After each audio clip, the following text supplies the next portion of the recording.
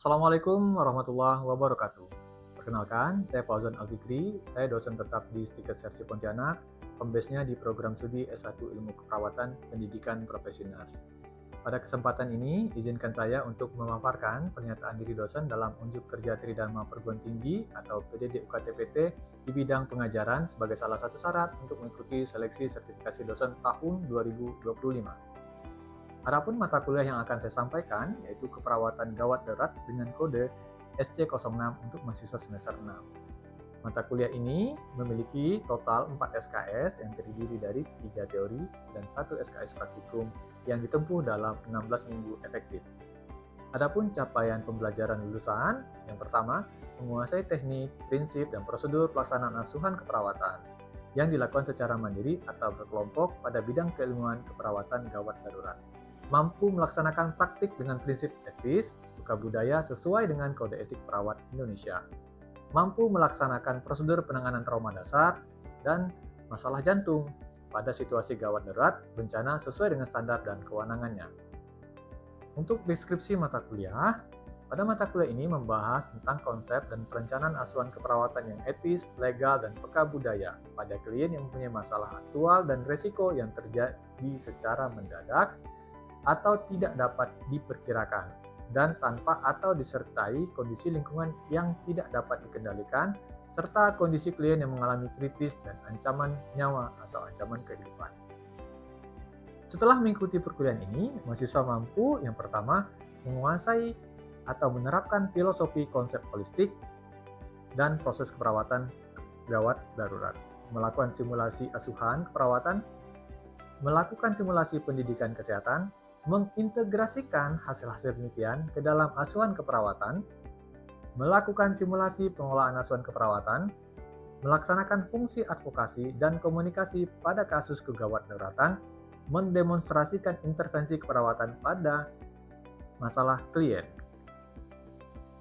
Bahan kajian yang ditempuh selama 16 minggu efektif ini adalah konsep perawatan gawat darurat, peran dan fungsi perawat gawat darurat, pengkajian primer dan sekunder, triase, isu end of life pada keperawatan gawat darurat, biomekanika trauma, patofisiologi, farmakologi dan diet terapi, asuhan keperawatan gawat darurat, upaya pencegahan primer, sekunder dan tersier pada masalah kegawat daruratan, persiapan pelaksanaan pasca pemeriksaan diagnostik, hasil-hasil riset, tren dan isu, evidence-based nursing practice dalam tata laksana asuhan kegawat daruratan, manajemen pada kasus kegawat daruratan, dan prosedur keperawatan gawat darurat.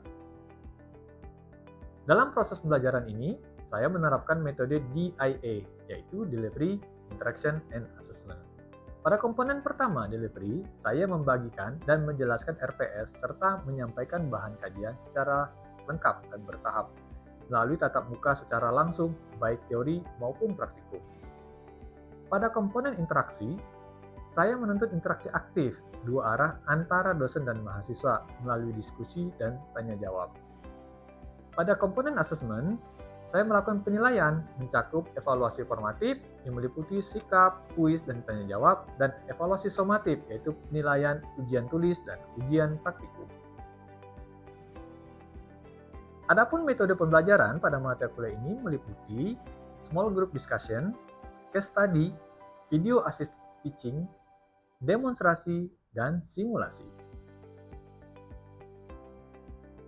Untuk penilaian akhir pada mata kuliah ini terdiri dari dua, yaitu penilaian praktikum dan penilaian teori.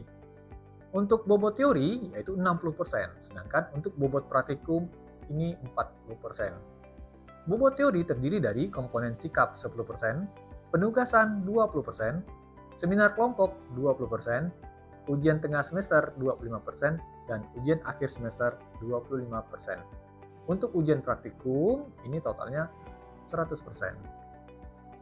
Untuk lebih memahami mata kuliah ini, juga dilengkapi dengan referensi yang update, seperti Emergency and Trauma Care for Nurse and Paramedics, ada Advanced Trauma Life Support, ini yang tahun 2018, ANSBA untuk kasus-kasus luka bakar ini tahun 2016, dan AHA tahun 2020 untuk algoritma cardiac arrest. Buku lainnya yaitu SDKI, SIKI, dan SLKI untuk asuhan keperawatan. Dokumen pendukung lainnya atau buku pendukung lainnya yaitu kaitannya dengan kebijakan pemerintah, seperti Permenkes RI nomor 47 tahun 2018 tentang pelayanan kegawat daruratan. Baik, selanjutnya saya akan menyampaikan salah satu materi pembelajaran di mata kuliah keperawatan gawat darurat tentang praktikum BCLS di pertemuan 18. Selamat menyaksikan. Assalamualaikum warahmatullahi wabarakatuh. Waalaikumsalam warahmatullahi wabarakatuh. Oke, selamat pagi. Pagi. Udah siang ya? Ya, Pak. Oke. Baik, selamat datang di Skill Lab untuk praktikum bantuan hidup dasar. Nah, ini praktikum dari pertolongan pertama pada kasus henti jantung. Sebelumnya kita sudah bahas tentang konsep kemarin di kelas yang berkaitan dengan konsep-konsep bagaimana sih cara-cara atau langkah-langkah dalam menangani korban henti jantung. Nah, sebelum kita mulai, ya silakan salah satu pimpin doa terlebih dahulu. Suandi biasanya ya, silakan. Sebelum mulai aktivitas kita pada siang hari ini, marilah kita berdoa menurut agama dan kepercayaan kita masing-masing. Bagi yang muslim, saya minta doanya. A'udzubillahi minasyaitonirrajim. Bismillahirrahmanirrahim. Fadina billahi rabba wa bil islami dina wa bil muhammadin nabiyya wa rasulah. Rabbi zidni ilma warzuqni fahma walhamdulillahi rabbil alamin. Oke, baik. Nah, hari ini kita akan praktikum. Nanti teman-teman semuanya akan mencoba bagaimana cara kita melakukan pertolongan pertama pada kasus henti jantung. Tujuannya apa? Supaya teman-teman semuanya mampu menolong atau mampu mempraktekkan pada korban-korban yang kita anggap mengalami henti jantung. Oke. Sebelum kita mulai, nanti saya akan review terkait materi kemarin. Ada yang masih ingat 5 hal penting dalam kita melakukan resusitasi jantung dan paru? Apa yang pertama? Cepat. Kedalaman. Cepat kedalaman. Cepatnya berapa? 100 sampai 120. Apalagi? Yang kedua? Kedalamannya 5 sampai 6 cm. Yang ketiga? Dadanya mengembang atau tidak? Harusnya mengembang. Yang keempat? Ventilasi. Harus sesuai atau jangan berikan yang berlebihan. Yang terakhir? Minimal atau jangan banyak instruksi. Jadi 5 hal penting dalam kita melakukan pertolongan pertama pada kasus henti jantung.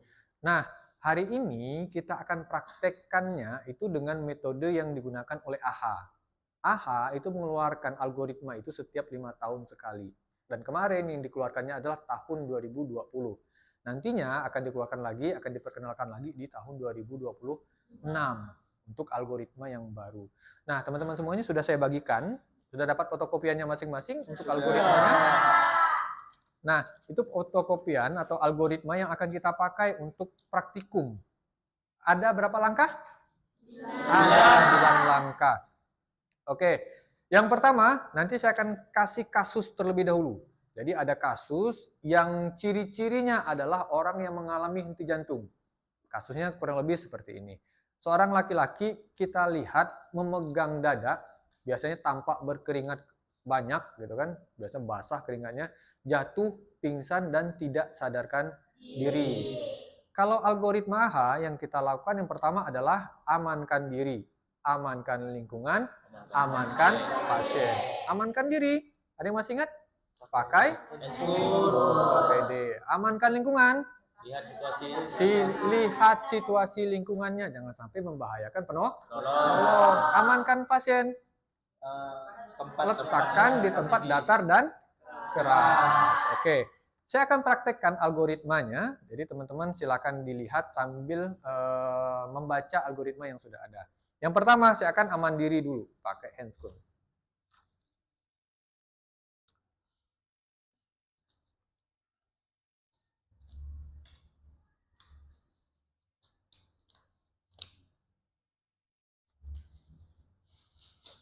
Amankan lingkungan. Terus amankan pasien, kita letakkan tempat datar dan keras. Selanjutnya adalah kita cek responnya dengan cara menepuk pada bahu dengan sedikit lebih keras. Panggil sesuai jenis kelamin kalau kita tidak kenal dengan nama.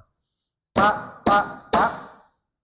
Kalau pasien tidak ada respon, yang kita lakukan adalah kalau kondisinya di lingkungan rumah sakit, maka tolong aktifkan cord blue dan bawa alat AED. Panggil bantuan. Tolong aktifkan cord blue. Misalnya, Jal, tolong aktifkan cord blue dan bawa alat AED. Seperti itu. Sambil menunggu, kita cek nadi karotis. Ceknya, ini kita angkat kepalanya atau head tilt chin lift, lalu 3 jari di nadi karotisnya. Hitung 10 detik. 1.000, 2.000, 3.000, 4.000, 5.000, 6.000, 7.000, 8.000, 9.000, 10.000. 10.000 nadi tidak ada, napas tidak ada, maka yang kita lakukan adalah kompresi, RJP. Posisinya adalah ini tulang Y, ini prosesus sipodius atau ulu hati. Yang ini tulangnya manubrium namanya. Yang bentuknya agak Y. Lalu kita bagi dua seperti ini, letakkan tumitnya di bawah, tumit dari tangan kita di bawah seperti ini. Lalu yang ini mengunci posisinya. Kunci seperti ini. Posisi kita, bahu kita ini sejajar dengan dada pasiennya. Jadi posisi yang paling berat adalah badan kita ini di atas dada pasien supaya kita bisa ngayunkan. Kalau sudah kita ayunkan seperti ini. Nah, lalu kalau sudah kita pastikan benar, maka kita ayunkan lebih cepat dengan kecepatan berapa? 100 sampai 120. Oke, kita ayunkan. Kecepatannya 100 sampai 120 kali.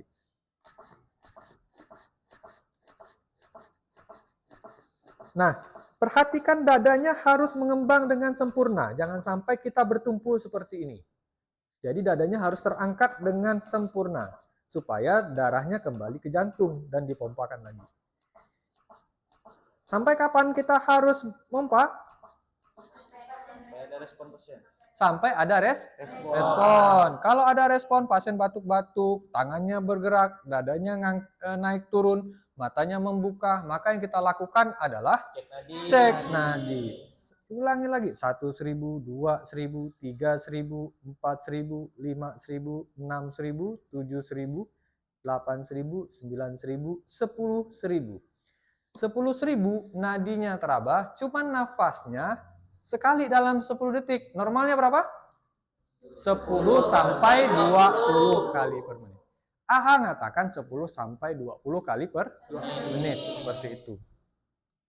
Jadi yang kita lakukan adalah karena 1 kali dalam 10 detik, sehingga cuma 6 kali dalam semenit. Kurang nih, maka kita harus RJP lanjut. RJP atau beri bantuan nafas? Beri bantuan nafas. Beri bantuan nafas. Oke, caranya gimana? Nah, kita pakai alat yang namanya BVM. Seperti itu. Nah, BVM caranya gimana? Yang lancipnya ini ke hidung, yang lebarnya ke mulut, ke dagu. Jadi lancip ini letakkan dulu, selanjutnya yang lebarnya di mulut. Tekan pakai 2 jari, bentuknya huruf C, lalu 3 jarinya ke bawah. Kalau sudah kita tekan, kita naikkan seperti ini. Lalu kita pompa, yang kita lihat dadanya mengembang atau tidak. Seperti ini. Nah, udah ngembang. Caranya gimana? Hitung pertama dulu. 1. 1.000, 2.000, 3.000, 4.000, 5.000, 2. 1.000, 2.000, 3.000, 4.000, 5.000, 3. 1.000, 2.000, 3.000, 4.000, 5.000, 4. Sampai berapa kali? 20. Sampai 20 kali. Atau setara dengan 2 menit. Seperti itu. Kalau udah 2 menit gimana? Cek lagi nadi karotis. Seperti ini. 1.000, 2.000, 3.000, 4.000, 5.000, 6.000, 7.000, 8.000, 9.000, 10.000. Nadinya teraba, nafasnya 2 kali. Berarti udah bagus nih pasiennya. 2 kali dalam 10 detik artinya semenitnya 12 kali. Jadi yang kita lakukan adalah berikan posisi pemulihan. Miringkan pasiennya ke kiri atau ke kanan, laki-laki nggak masalah. Kalau perempuan sebaiknya miringkan ke kiri. Seperti itu. Nah, selanjutnya apa yang kita lakukan? Cek setiap 2 menit. 2 menit cek lagi nadi karotis dan nafas. Tujuan miring ke kiri yang pertama adalah supaya jalan nafasnya terbuka, mencegah cairan masuk ke paru-paru atau aspirasi. 2 menit cek, 2 menit cek. Seperti itu. Nah, terakhir, kalau dia 2 penolong tadi, saat kita kompresi, jadi saat kita kompresi seperti ini, ada teman yang datang bawa BVM, maka hitung. Hitung 1 sampai 30. 30 kali kompresi, 28, 29, 30. Maka teman kita memberikan bantuan nafas. Berapa kali? 2 kali. 1, 2. Lanjut lagi kompresinya. 1, 2, 3, 4, 5, 6, 7, 8, 9, sampai dengan 30. 2 kali lagi nafas. Sampai kapan? Sampai pasien menunjukkan respon. Oke, nah itu yang harus kita lakukan kalau kita memberikan bantuan hidup dasar, terutama pada korban-korban yang mengalami henti jantung. Oke, sudah nih selesai. Ada pertanyaan? Ada, Pak. Silakan. Izin bertanya, Pak. Kalau seumpamanya ada pasien yang mengalami henti jantung, itu mengalami seperti traumanya itu tulang rusuknya itu patah, Pak. Oke. Itu bagaimana kita untuk melanjutkannya? Oke. Ada pertanyaan nih. Jadi kalau kita ketemu pasien yang henti jantung dengan trauma, contoh jatuh bermotor, tabrakan, pasien yang henti jantung, tapi di dadanya nih ada jejas atau trauma yang bahkan sampai dengan tulang rusuknya patah. Kira-kira apa yang harus kita lakukan? Tahu? Lanjut RJP atau traumanya dulu? Lanjut RJP, yakin? Apa alasannya? Selamatkan dulu pasiennya, baru tangani traumanya. Apa yang membuatnya mati? Yaitu jantungnya berhenti. Darahnya tidak sampai ke otak. Jadi selamatkan dulu nyawanya dengan cara kompresi. Traumanya kapan? Nanti setelah pasien sadar, pasien selamat. Seperti itu. Jadi traumanya nomor 2. Istilahnya life saving dulu, baru line saving. Selamatkan nyawanya dulu, baru selamatkan organ tubuh. Seperti itu. Ada lagi pertanyaan? Ya, silakan. Izin nanya Pak, misalnya kita ngelihat misalnya di jalan nih kan ada pasien yang henti jantung, alatnya tidak memandai kayak alat pompa nafasnya tidak ada. Itu gimana ya Pak kita nanganinya? Oke. Ada alat itu. Nah, kita ini posisinya nih lagi di jalan ceritanya nih. Tiba-tiba kita melihat atau di luar rumah sakit lah ya. Kita di luar rumah sakit, kita ketemu korban yang tidak sadarkan diri. Di jantung nih, kita curiga ini. Kita tidak punya alat BVM-nya. Lalu apa yang kita lakukan? Yang pertama adalah sama, 3A. Amankan diri, aman lingkungan, aman pasien. Yang kedua, cek respon. Pak, nggak ada respon. Panggil bantuan. Perbedaannya adalah tadi kalau Pak Rizal tolong aktifkan kode blue dan bawa alat AED. Kalau di luar rumah sakit yang kita lakukan adalah tolong telepon ambulan, bawa petugas medis dan alat AED. Seperti itu. Jadi 3, ambulan, petugas medis dan alat AED. Lalu sama, cek nadi karotis, tidak teraba, maka yang kita lakukan adalah perbedaannya kompresi saja. Jadi kompresi, dihitung atau tidak? Tidak perlu. Jadi kompresi saja sampai pasien menunjukkan tanda-tanda kesadaran atau bantuan ahlinya datang. Siapa bantuan ahli? Yang kita panggil tadi, petugas medis, bawa ambulan dan alat AED. Seperti itu. Apakah perlu diventilasi? Kasih bantuan napas mode to mode? Udah enggak lagi sejak COVID. Jadi sejak pandemi COVID, tata laksana untuk bantuan hidup dasar yang mode to mode atau mode to mask menggunakan masker wajah itu tidak digunakan. Jadi hanya kompresi saja sampai dengan pasien menunjukkan tanda-tanda kesadaran atau bantuan datang. Seperti itu. Nah itu ya, jadi kalau di luar rumah sakit. Oke, cukup. Silakan, siapa yang mau coba? Silakan yang mau coba ya. Oke, silakan Bang Rijal.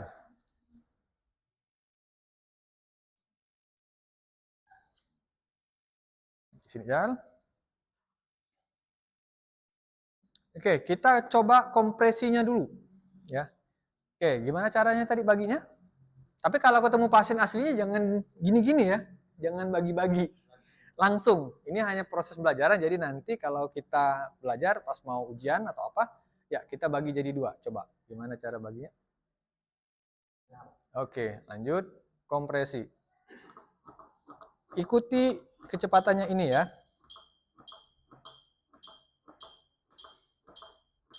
Oke, yang satu ventilasi siapa? Ya, silakan.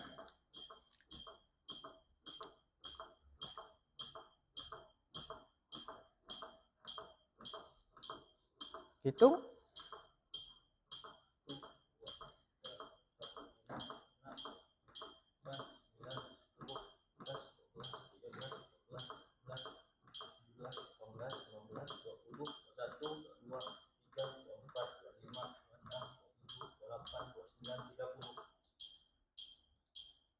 Satu, 2, lanjut. Oke, cukup. Siapa lagi yang lain? Silakan. Irfan, sama? Satu lagi? Oke, Ega.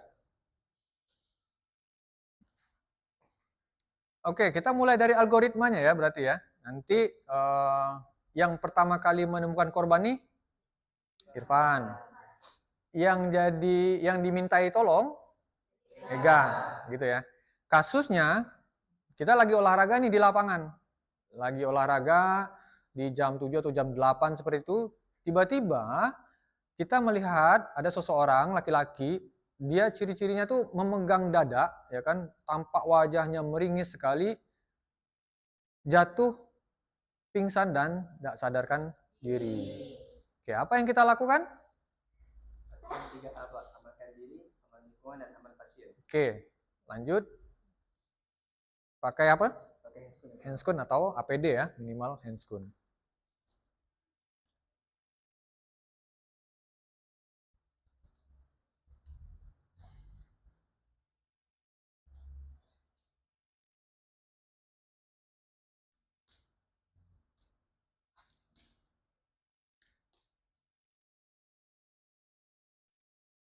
Selanjutnya? Selanjutnya itu cek respon, Pak. Oke, cek respon silakan.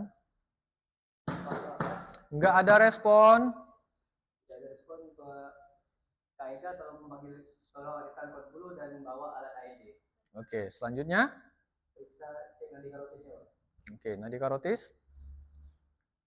1.000, 2.000, 3.000, 4.000, 5.000, 6.000, 7.000, 8.000, 9.000, 10.000. 10.000 nadinya tidak teraba. Lakukan kompresi dada, Pak. Oke, silakan. Ikuti irama ini langsung dihitung. 1, 2, 3, 4, 5, 6, 7, 8, 9, 10, 12, 13, 14, 15, 16, 17, Langsung dipas. 18. Bantuan datang. 1, 2, 3, 4, 5, 6, 7, 8, 9, 30. Oke. 1, 2. 1, 2, 3, 4, 5, 6, 7, 8, 9. Oke, korbannya batuk-batuk. Tangannya bergerak-gerak. Periksa cek nadi karotis kembali. Oke, silakan. 1.000, 2.000, 3.000, 4.000, 5.000, 6.000, 7.000, 8.000, 9.000, 10.000. Nadinya teraba, tapi dalam 10 detik nafasnya baru bisa sekali. Apa yang kita lakukan? Berikan bantuan nafas. Berapa kali? 10 kali per menit selama 2 menit. Oke, silakan berikan bantuan nafasnya. 1.000, 2.000, 3.000, 4.000, 5.000. 2. Hitung lagi. 1.000, 2.000, 3.000, 4.000, 5.000. 3. 1.000, 2.000, 3.000, 4.000, 5.000. 20. Sudah 2 menit, berarti diapakan lagi? Oke, cek nadi karotis. Dilepas.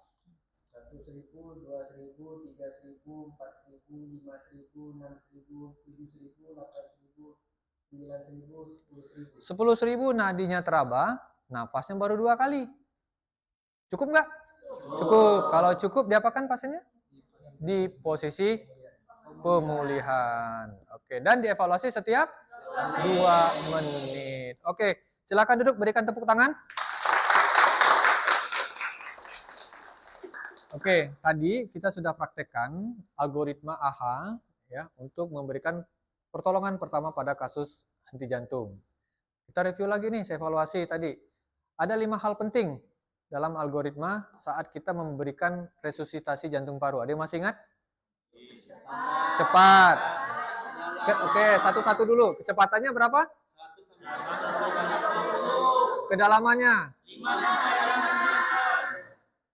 Yang selanjutnya dadanya harus mengembang kembali seperti sempurna. Terus selanjutnya ventilasinya nggak boleh berlebihan. Nah, terus yang terakhir minimal interupsi. Jadi itu 5 hal penting saat kita memberikan resusitasi jantung paru.